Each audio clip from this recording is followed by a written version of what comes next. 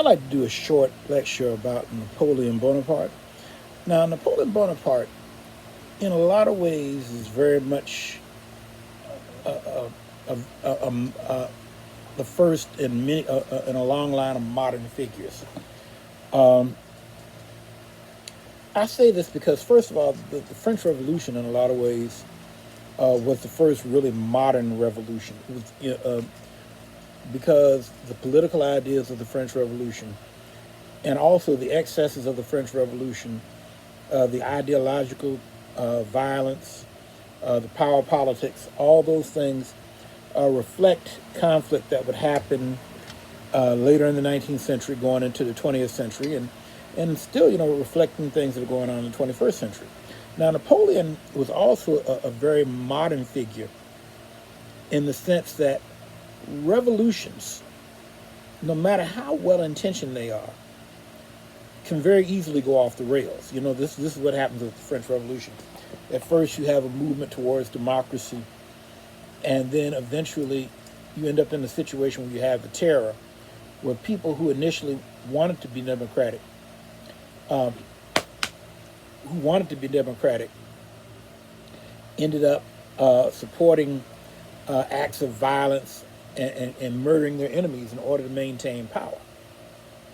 Now, in this kind of environment, it's very easy for a very talented individual, uh, especially a person who's talented with charisma, to gain power and to dominate a situation.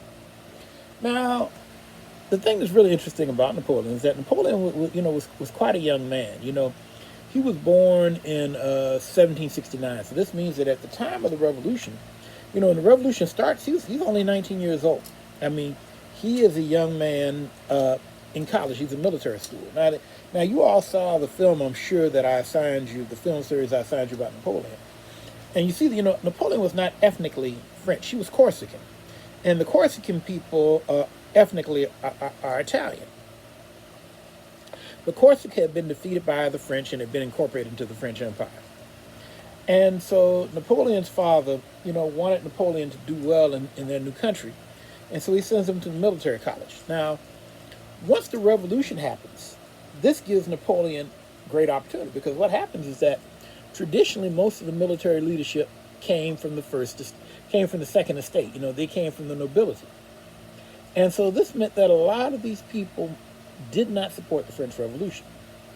And so this meant that a young upstart like Napoleon, who did not come from a particularly privileged background, was able to move very quickly. And so what we see is that, by the time Napoleon's like 26, 27 years old, he's a general.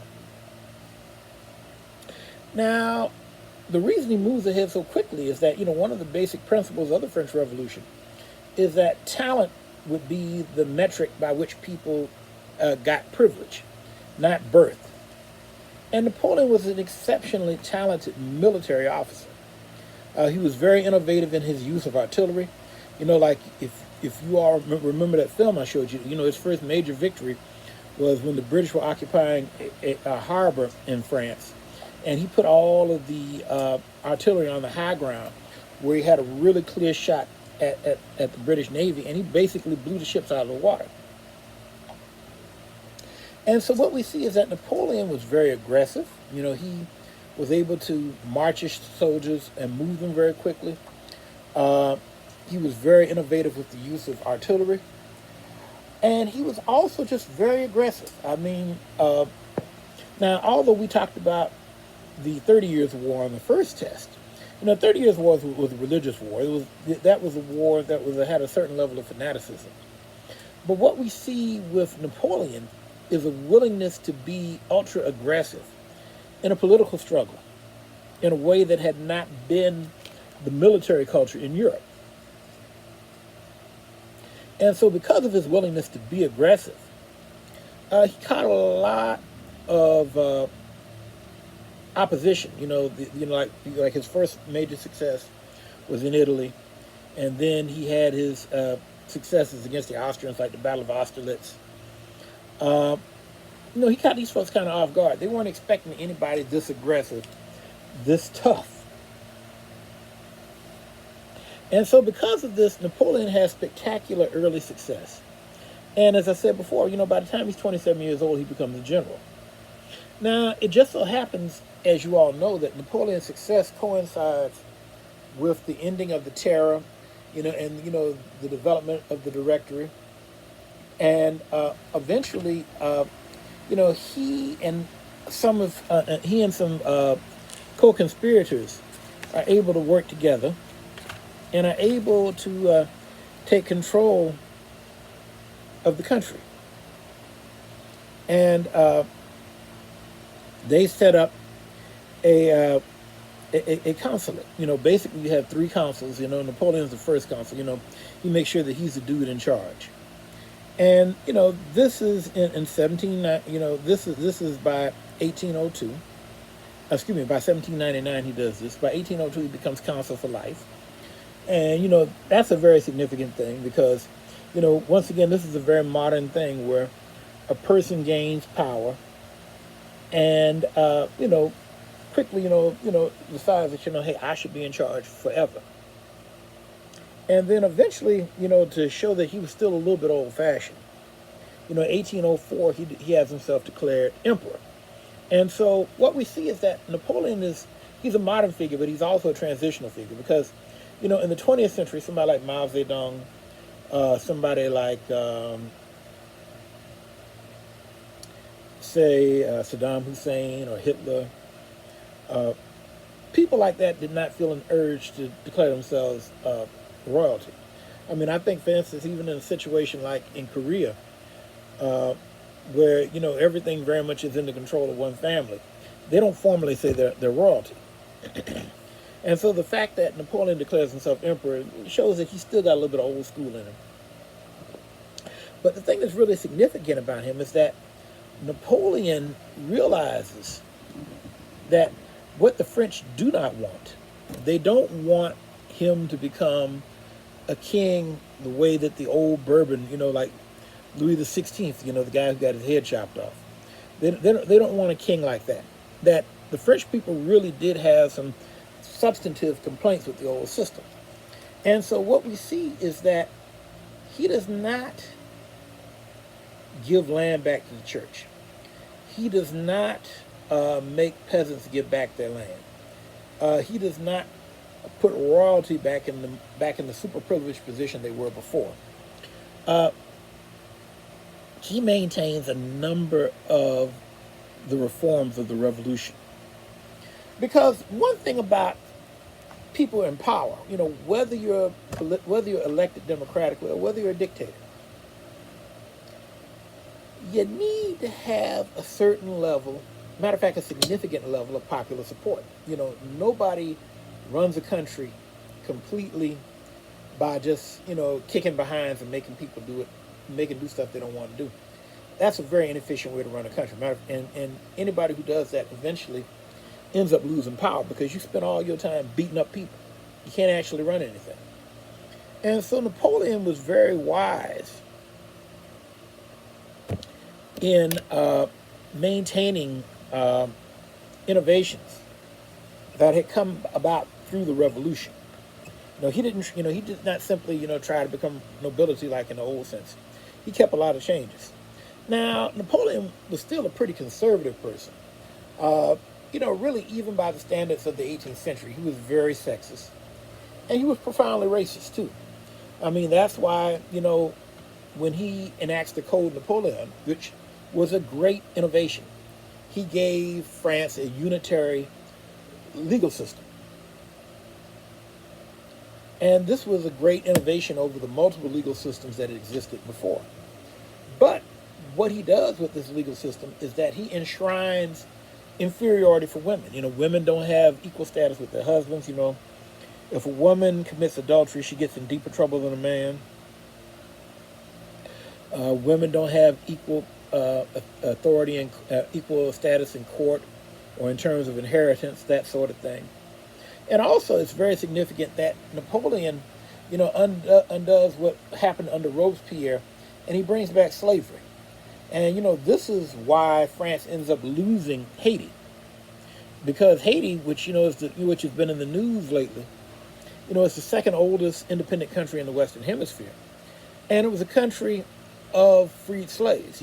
Basically, slaves, under Toussaint Louverture, who Napoleon managed to capture, eventually are able to break away and establish themselves as independent in 1804, the same year he becomes emperor. And so, really, that's Napoleon. Although people don't really talk about it that way, Haiti ends up being Napoleon's first really significant defeat because he loses the most valuable colony in the empire. And, that's why, for those of y'all in my class, every time you cross the river and you're still in America, you can thank Napoleon for that because, he tried to put slavery back in Haiti. The Haitians beat him, and that's why he ended up selling the Louisiana Purchase to the United States. But like I said, I don't want to get too deep into that. But the bottom line is that Napoleon managed to be pretty popular. He was able to have a lot of success. A lot of people followed him. And, because he was such an innovative military figure, he was able to dominate Europe for a period of time. Basically, until about 1808, 1810, he was absolute dominant power in Europe. Now, the one exception to this was Britain. And the reason why he could not dominate Britain is that, Britain had the strongest navy in the world. And, Britain would have the strongest navy in the world until the 20th century. And so although the French army was unstoppable on land, they did not have the capacity to hang with the British on the open sea. And so that meant that